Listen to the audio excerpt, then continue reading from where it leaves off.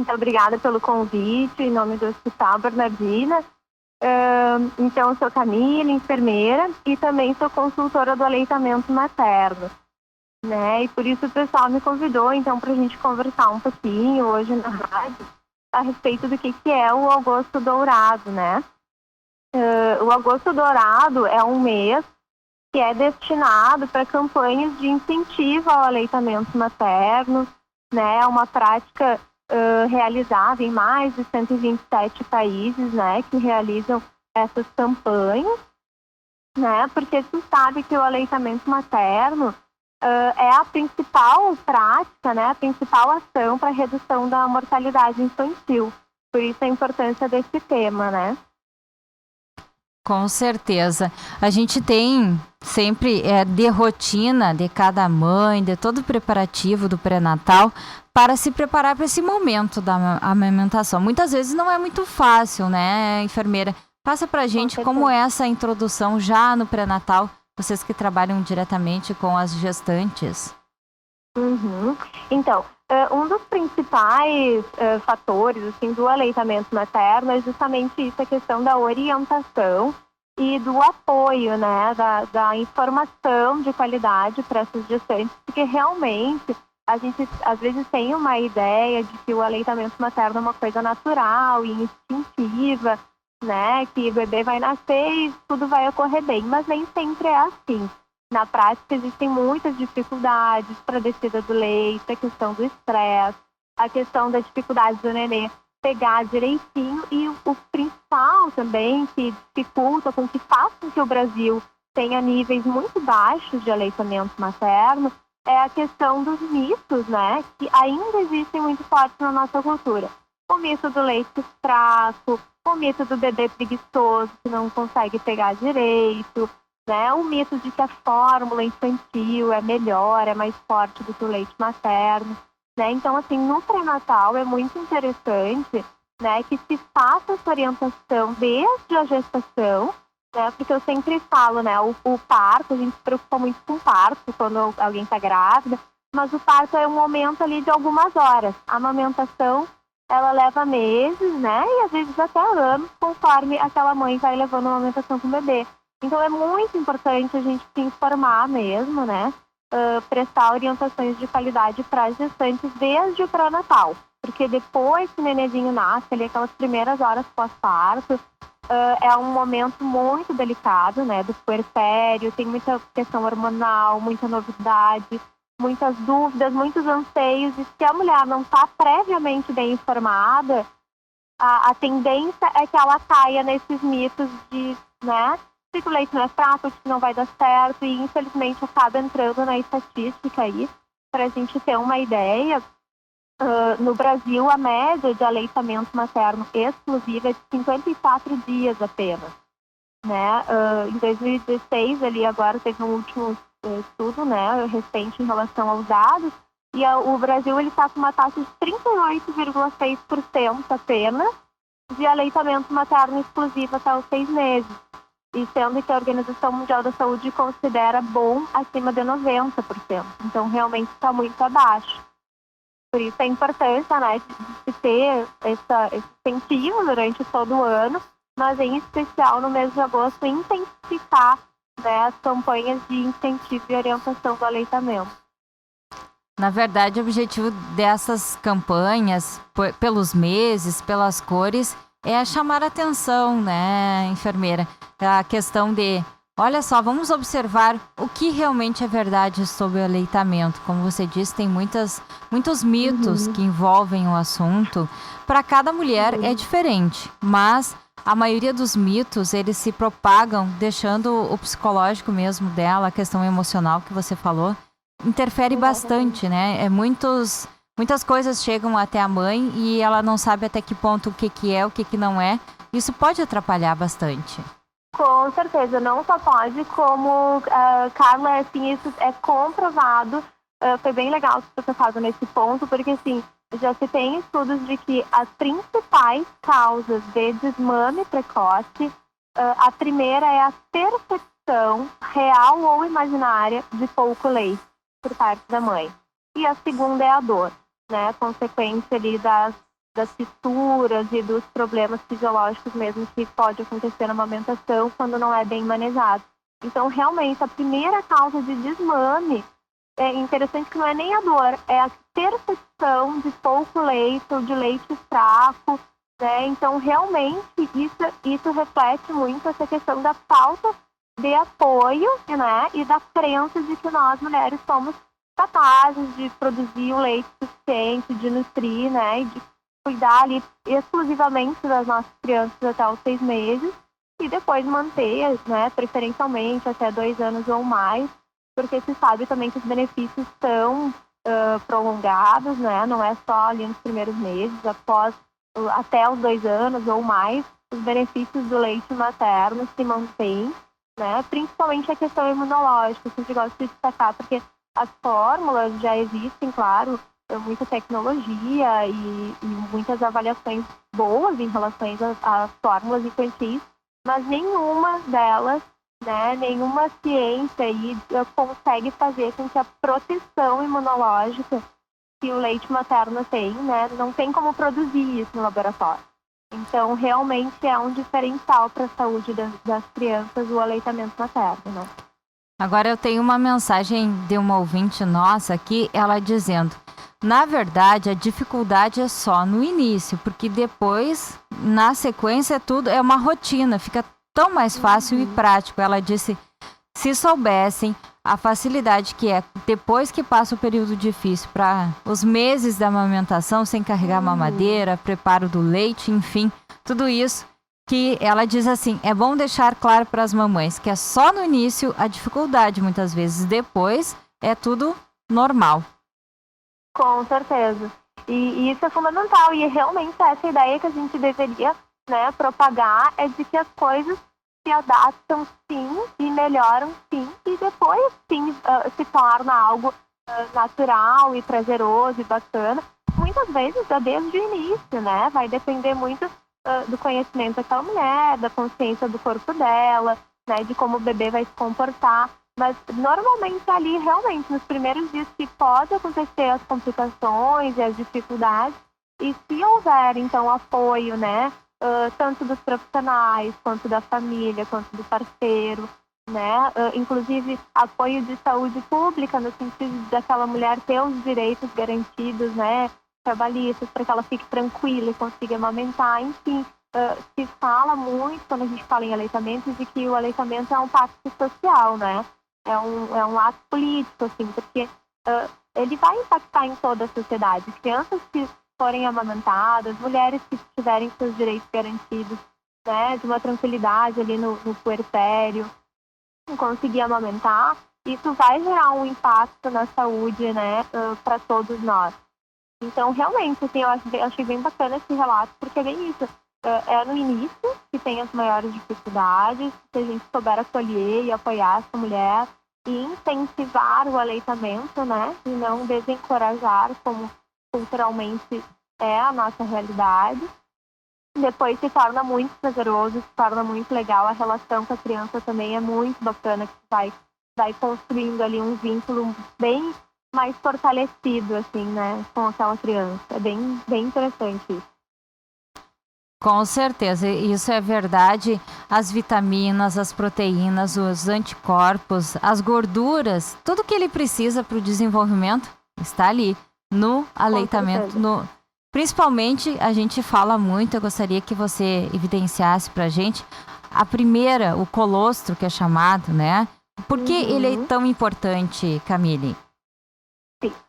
O colostro é importantíssimo, tá? Porque, assim, vai ser o primeiro leite, né? A lactogênese fase 1 é o colostro. É o primeiro leite que ele vai estar super concentrado ali em gorduras e imunoglobulinas essenciais para as primeiras horas, para o primeiro, segundo dia de vida do nenê.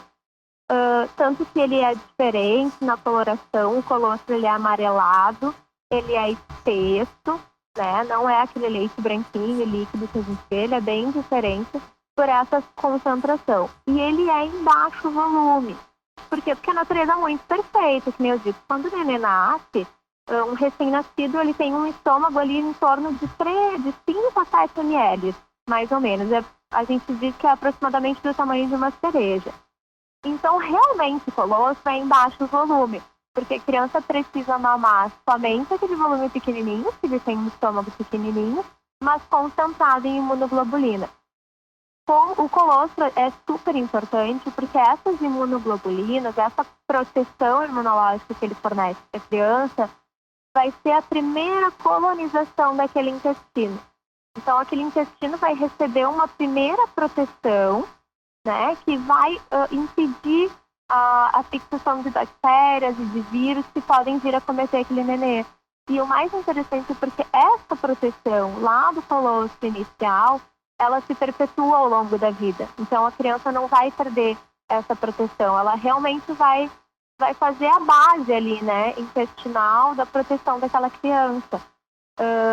Se a gente for ver e estudar em temas veterinários, já se sabe muito da importância do colostro. É bem interessante fazer essa comparação, porque na veterinária se valoriza muito o colostro. A gente sabe que aquele terneirinho, que aquele animalzinho vai ter uma qualidade de vida muito maior, né? Infelizmente, na saúde humana, a gente não tem tanto estudo a respeito porque não gera renda, né? Existe também esse lado muito forte da indústria alimentícia, da indústria farmacêutica, porque se a gente soubesse o valor, o poder que tem o colostro, né, a gente daria muito mais apoio para as gestantes, porque ainda se encontra, né, aquela ideia, mas não veio leite ainda, não desceu meu leite, é só essa gotinha amarela, né, mas essa gotinha amarela é o ouro líquido que a gente chama, né, é extremamente importante, vai impactar na saúde ao longo da primeira infância da criança, né.